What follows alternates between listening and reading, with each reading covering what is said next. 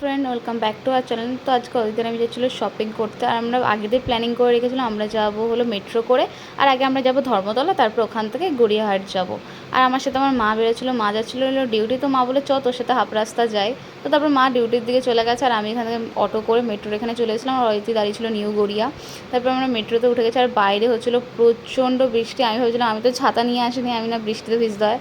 তারপরে এখানে এসে দেখি বৃষ্টি অলরেডি কমে গেছে। এখানে তার আগে বৃষ্টি হয়েছিল আমরা আসার আগে। আর এখানে অদিতির এই জুতোটা পছন্দ হয়ে গেছে, তো অদিতি জুতোটা নিল। তারপরে আমরা সারা ধর্মতলা ঘুরেছি, বাট আমার একটু কিছু জামা কাপড় পছন্দ হচ্ছিলো না। জামা কাপড় পছন্দ হচ্ছিলো, বাট আমার নিতে ইচ্ছে করছিলো না, জানি না কেন। মাটা আসলে নিতে ইচ্ছে করে, আর এখন আমি একা একা এসে আমি বুঝতে পারছি না, আমি নার্ভাস ফিল করছি। অদিতিও ছিল, ও ভালো বার্গেনিং করতে পারে, বাট আমি একটুও বার্গেনিং করতে পারি না। তো যাই হোক, তারপর আমাদের খিদে পেয়ে গেছিলো, আর এখানে ডমিনোজে অফার চলছিলো, তো আমরা এখানে এসে খাওয়া দাওয়া করলাম। তারপর এখান থেকে বাইরে বেরিয়ে গেছিলাম, দেখি ঝিরিঝিরি বৃষ্টি হচ্ছিলো, মানে বাট তাও তেমন একটা বৃষ্টি হচ্ছিলো না। তারপরে এই মলটাতে এসেছিলাম, আর এখানে না জিন্সের প্যান্টের কালেকশান অনেক ভালো ভালো ছিল। তো অদিতির জিন্স কেনার কথা ওর, তো ওই জন্য অদিতিকে নিয়েছিলাম। অদিতি জিন্স টিন্স দেখছিলো। তারপর ওখান থেকে বেরিয়ে আমরা চলে গেছিলাম গড়িয়াহাটের দিকে যাবো বলে আর কি বাসের জন্য ওয়েট করছিলাম। আর বাসে বেশিক্ষণ লাগেনি, 15 মিনিট না 20 মিনিটের মতন লেগেছে। তারপর আমরা গড়িয়াহাটে চলে এসেছিলাম। এখানে এসে অদিতি ফার্স্ট এই ব্যাগগুলো দেখছিলো, অদিতির তো খুব পছন্দ, আমাকেও বলছিলো ব্যাগগুলো নিয়ে ভাই। আমি জানি না কী হলো, আমি ব্যাগগুলো নিলাম না, আমার ভালো লাগে না, আমার স্কুল ব্যাগই ওকে ওকে লাগে পুরো। তারপরে এখানে দেখো পুরো আজকে অনেকটা ফাঁকা ফাঁকা লাগছে গড়িয়াহাটটা।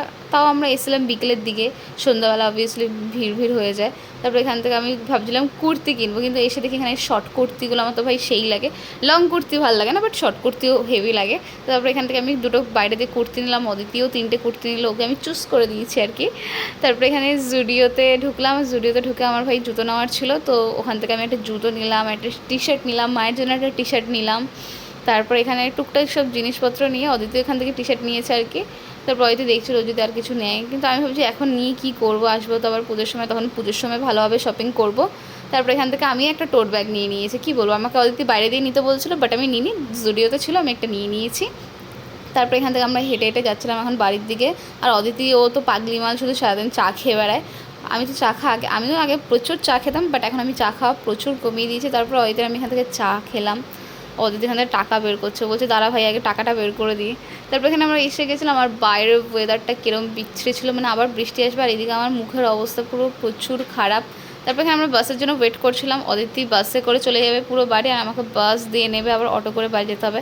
তারপরে সন্ধ্যাবেলা মা ফোন করে বললো দিয়া আমি বাড়িতে আসছি, চ তারপরে মেলায় যাবো। মানে এখানে এখনও রথের মেলা কবে চলে গেছে, কিন্তু এখানে মানে রথ তো অনেক দিন আগে চলে গেছে, কিন্তু এখানে মেলা এখনও শেষ হয়নি। তো আমরা আনন্দপুরের মেলায় এসেছিলাম।